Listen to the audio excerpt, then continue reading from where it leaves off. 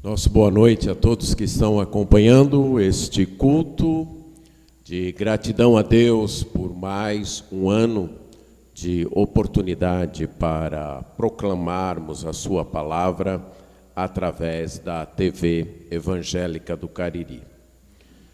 Como reunir ou resumir, melhor dizendo, nossa gratidão a Deus pelas bênçãos de um ano inteiro.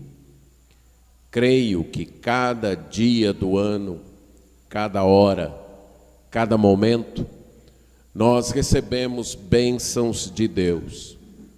Como resumi-las e tratar delas e agradecer a Deus por elas em um programa, ou em um culto, ou em um momento? Especialmente num ano como esse ano de 2021. Creio que o Salmo 136 pode nos ajudar neste resumo. O Salmo 136 diz o seguinte, nos seus 4 primeiros versos: Rendei graças ao Senhor, porque Ele é bom, porque a sua misericórdia dura para sempre. Rendei graças ao Deus dos deuses, porque a sua misericórdia dura para sempre. Rendei graças ao Senhor dos senhores, porque a sua misericórdia dura para sempre. Ao único que opera grandes maravilhas, porque a sua misericórdia dura para sempre. E o final do verso diz assim: Rendei graças ao Deus dos céus, porque a sua misericórdia dura para sempre. O salmo é composto com um estribilho que é repetido a cada frase, porque a sua misericórdia dura para sempre. Ele também começa e finaliza com um convite para louvar a Deus. Rendei graças ao Senhor, porque a sua misericórdia dura para sempre. Render graças é uma palavra, ou uma expressão, melhor dizendo, que na língua que originalmente o Salmo foi escrito, era apenas uma palavra. Uma palavra que incluía as ideias de louvar e confessar. Na linguagem poética do Antigo Testamento, ela aparece em paralelo com as expressões cantar, exaltar, que é colocar alguém numa posição bem alta, declarar ou anunciar as realizações, atributos de alguém, clamar por uma pessoa, esperar por esta pessoa, alegrar-se com o que essa pessoa tem feito ou com o que ela é, e ainda bem dizer, isto é, falar bem desta pessoa. Resumindo o significado da palavra, ela inclui, em primeiro lugar, um reconhecimento do valor de alguém. Você reconhecer que alguém ou algo tem certo valor para você. Foi de valor, fez algo de valor para você. Então esse é o primeiro aspecto do render graças, do agradecer, o reconhecimento. É preciso reconhecer o valor para quem ou de quem você está agradecendo. Mas só o reconhecimento não preenche a palavra. É preciso declarar este valor, expressar este valor. Você reconhece que alguém tem certo valor para você, isso está em sua mente, está no seu coração, mas só isso não preenche a atitude de gratidão. A atitude de ações de graças, ela tem que ser pronunciada. Este valor deve ser declarado, deve ser expresso. E no Antigo Testamento ele era expresso falando, como eu estou falando agora, ou cantando, como foi feito ainda há pouco aqui no programa, ou orando, como também já foi feito no programa, ou ainda em outras ações, como a de você que está assistindo aí o programa, com o seu coração cheio de gratidão, dos irmãos que estão aqui operando o programa, no som, nas filmagens e assim por diante. De modo que este reconhecimento do valor de alguém, ele acaba sendo expresso em palavras e ações. Então você reconhece, melhor dizendo, o apreço por alguém e manifesta esse apreço. Isso é render graças. Então o salmista está nos convidando a reconheçam o valor de Deus na vida de vocês. Reconheçam o valor naquilo que Deus é, naquilo que Ele tem feito. Mas não apenas reconheçam, expressem isso, manifestem isso, declarem isso. Declarem isso falando, declarem isso cantando, tocando, declarem isso orando, clamando a esse Deus, declarem isso mantendo uma fé esperançosa nesse Deus, declarem isso na época dele oferecendo sacrifícios no templo. Mas não fiquem quietos quanto a agradecer a Deus. Manifestem a gratidão a Deus. No caso aí, ele expressa quem Deus é. Deus é denominado, em primeiro lugar, de Senhor. Então, voltando aí ao Salmo 136, rendei graças ao Senhor. Muito provavelmente, a palavra Senhor, em sua versão, aparece com todas as letras maiúsculas, todas as letras em caixa alta, e quando isso acontece, é que a palavra está traduzindo o nome pessoal de Deus.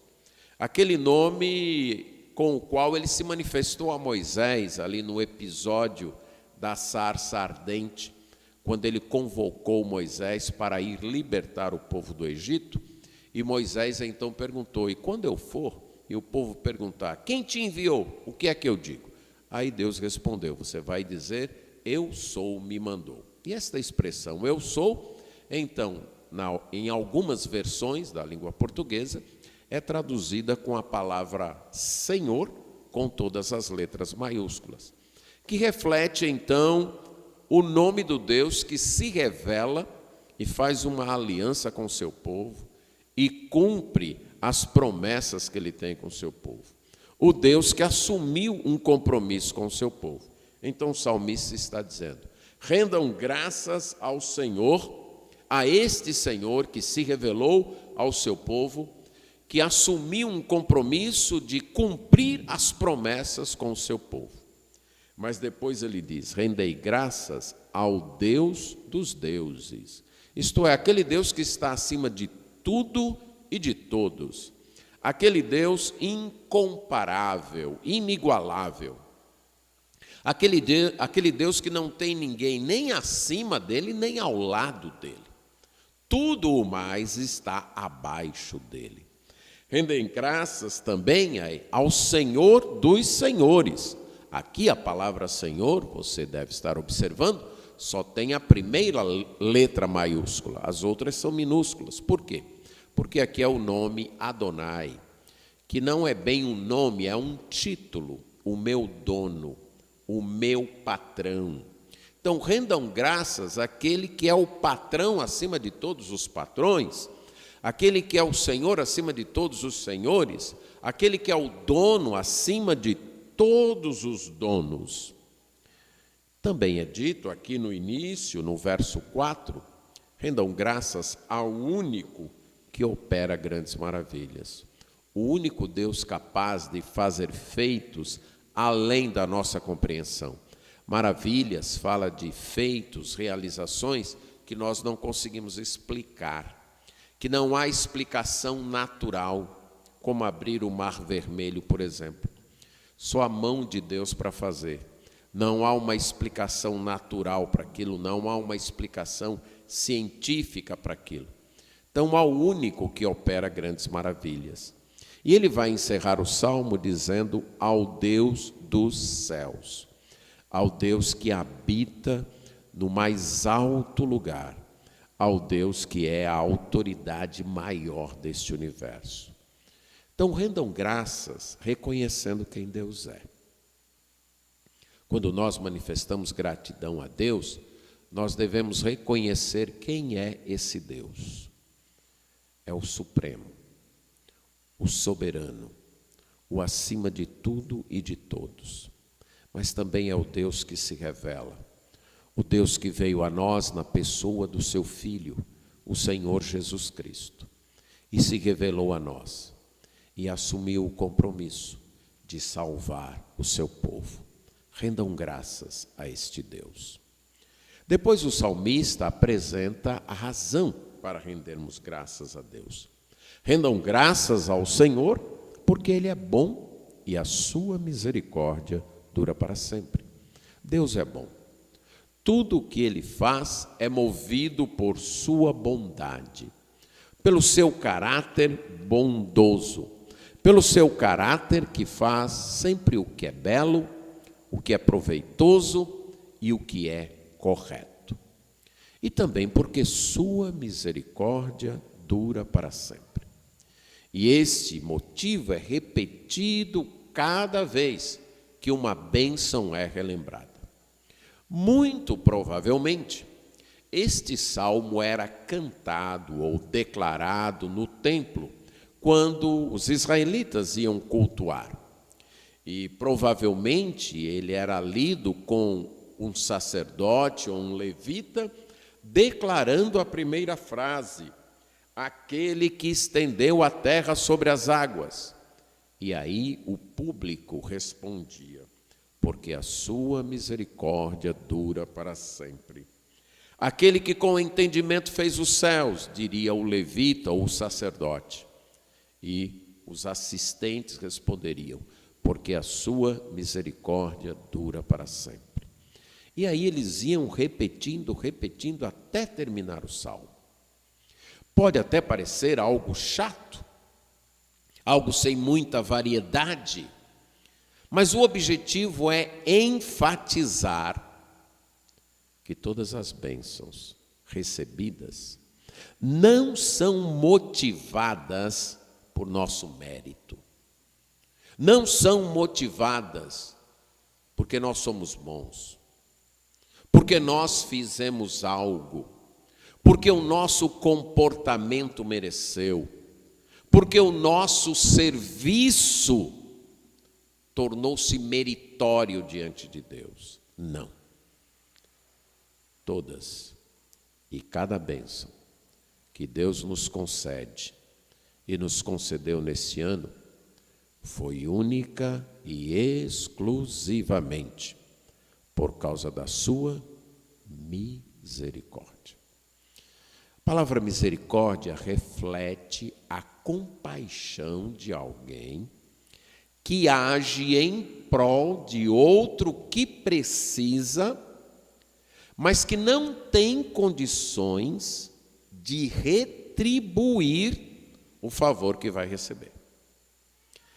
Esta é claramente o ensino central desta palavra misericórdia. Alguém que vê outra pessoa precisando. Na sua necessidade, aquela pessoa não tem condições por si mesma, não tem recursos para sair daquela situação. E também nem tem recursos de retribuir a ajuda que lhe será dada. E aquela pessoa que vai prestar ajuda sabe disso. Eu vou ajudar essa pessoa, mas eu não tenho nenhuma expectativa, nenhuma esperança de que um dia eu vou receber algo de volta pela minha ajuda. Eu vou ajudar essa pessoa, mas ela não tem como me pagar. Eu vou ajudar essa pessoa porque eu quero, porque eu não devo nada a ela. Se eu a deixasse sem ajuda, estaria tudo bem para mim também.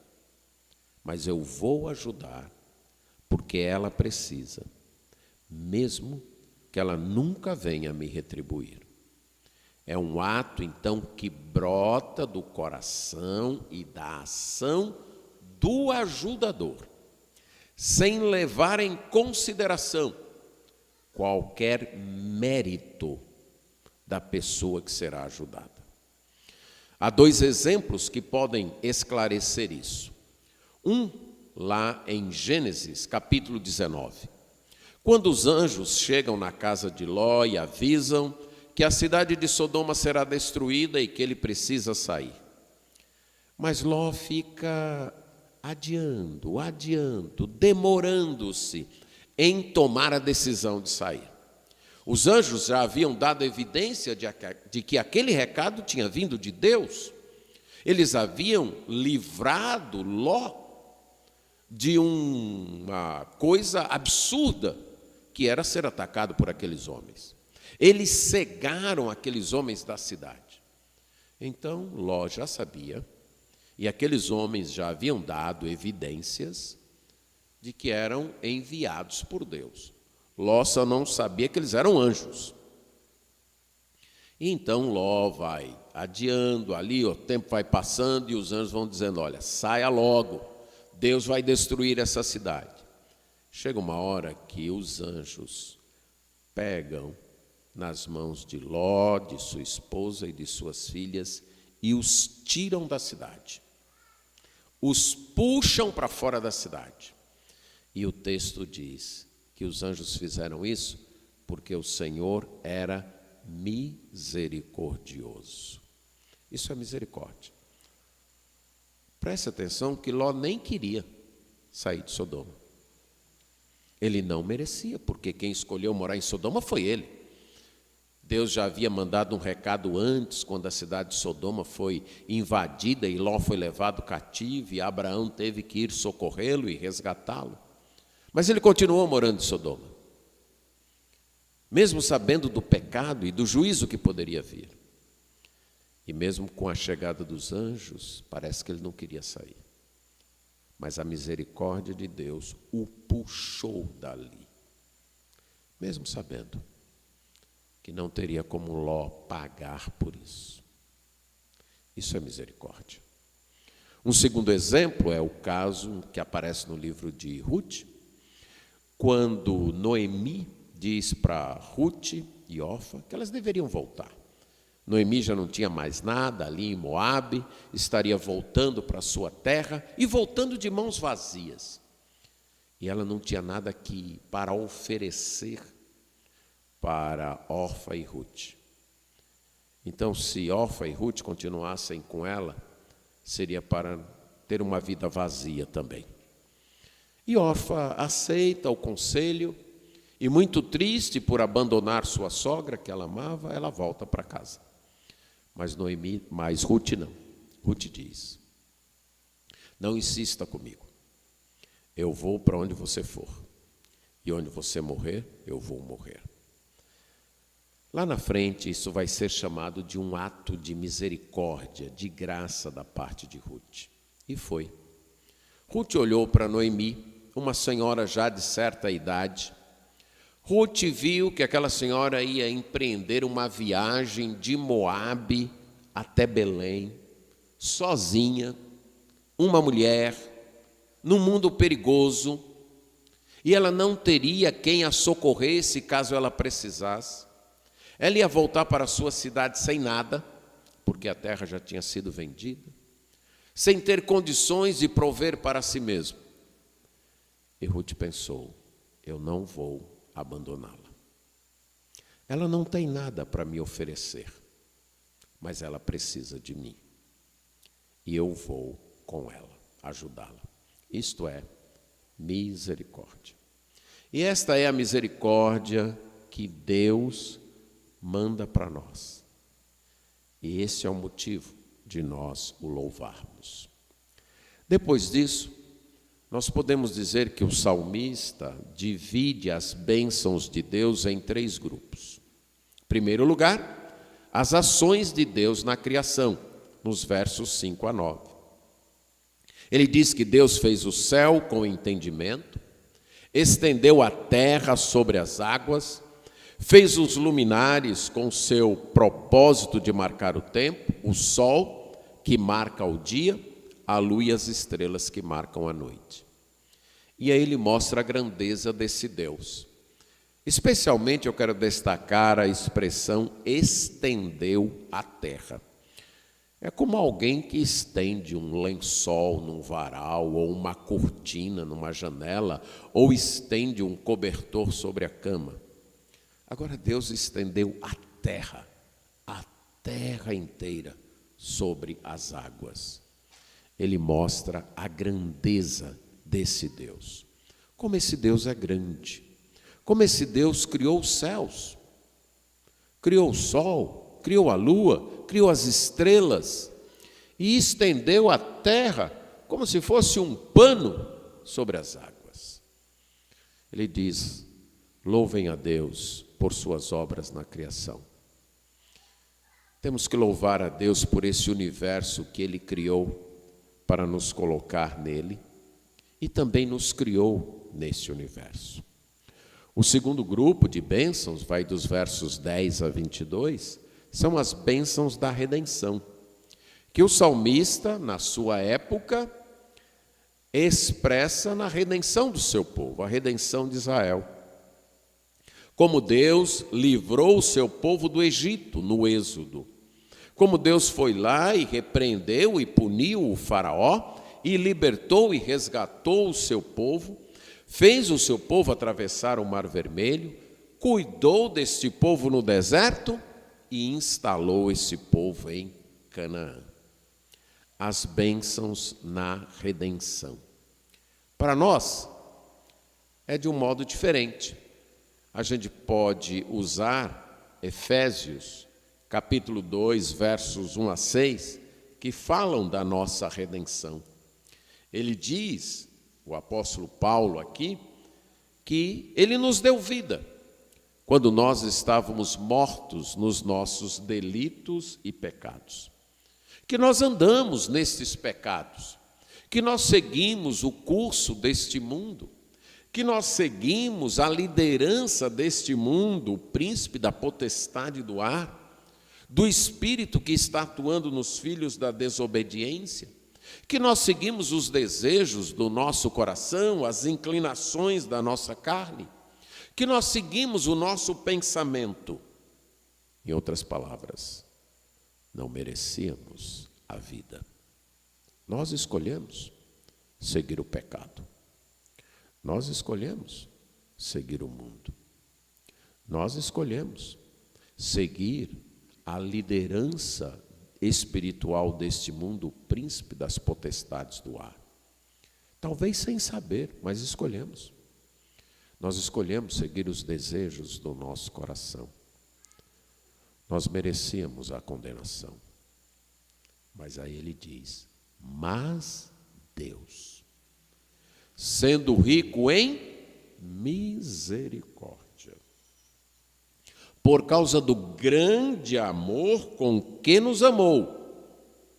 Note a razão, note a motivação. Nunca somos nós. Nunca é algo em nós. Nunca é o nosso valor. É sempre a misericórdia e o amor de Deus. Mas Deus, sendo rico em misericórdia, por causa do grande amor com que nos amou, quando a gente estava morto nos delitos e pecados, Ele nos deu vida. Nos deu vida juntamente com Cristo. Por isso é que, pela graça, sois salvos. E juntamente com Cristo, nos ressuscitou e nos fez assentar nos lugares celestiais em Cristo. O êxodo com Israel foi um exemplo dessa superior redenção de Deus enviando o seu Filho, que nos resgatou do pecado, nos tirou do domínio do pecado, nos uniu ao seu Filho Jesus, de modo que para Deus nós estamos juntos com Jesus, assentado nos lugares celestiais. Em outras palavras, Jesus está nos representando lá.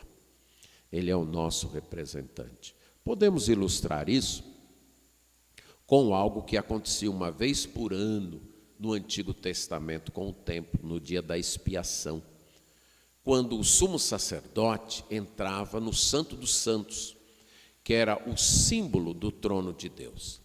E naquele dia o sumo sacerdote usava a estola sacerdotal, uma espécie de blusa, na qual haviam 12 pedras, simbolizando as 12 tribos de Israel.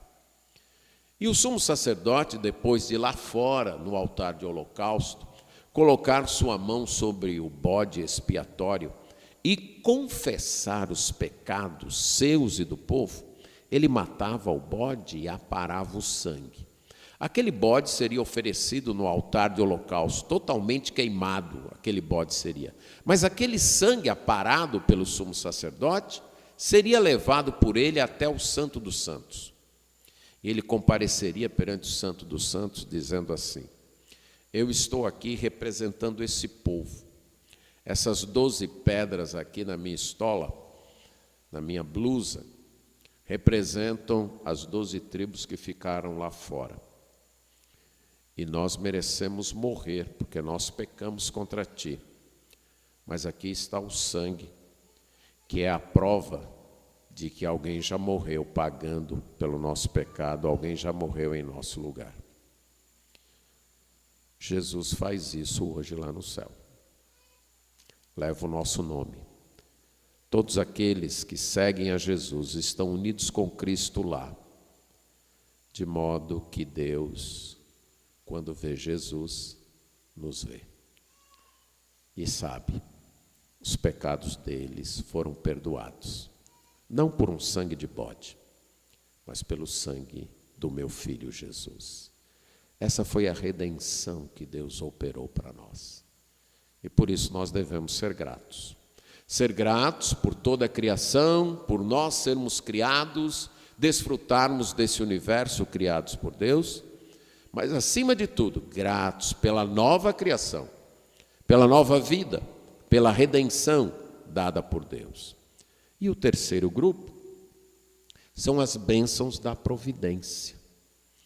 Deus não apenas criou e nos resgatou, mas Ele continua cuidando de nós. O salmista diz assim: a quem se lembrou de nós em nosso abatimento e nos libertou dos nossos adversários e dá alimento a toda a carne. Versos 23, 24 e 25. Deus não apenas nos criou e criou este mundo onde nos colocou, Deus não apenas nos resgatou do pecado e da condenação, mas Deus continua cuidando de nós. Em nossos abatimentos, em nossas tristezas, em nossas derrotas, Deus continua cuidando de nós. E é Ele que nos socorre. Ele se lembra de nós nos momentos, em nossos momentos para baixo, em nossos momentos de decepção. Ele se lembra de nós. Ele nos liberta destes momentos. E é Ele quem nos alimenta dia após dia. Se você fosse fazer uma lista das bênçãos que Deus lhe concedeu esse ano, talvez você não conseguisse terminar. Provavelmente ia esquecer de muitas. Mas o Salmo nos ajuda a sintetizar e manifestar nossa gratidão a Deus, porque Ele é bom, porque a sua misericórdia dura para sempre, porque Ele é o Senhor Supremo, porque Ele é o Criador de tudo, inclusive nosso Criador, porque Ele é o nosso Salvador e é o nosso sustentador dia após dia. Por tudo isso, vamos render graças a Deus. Amém.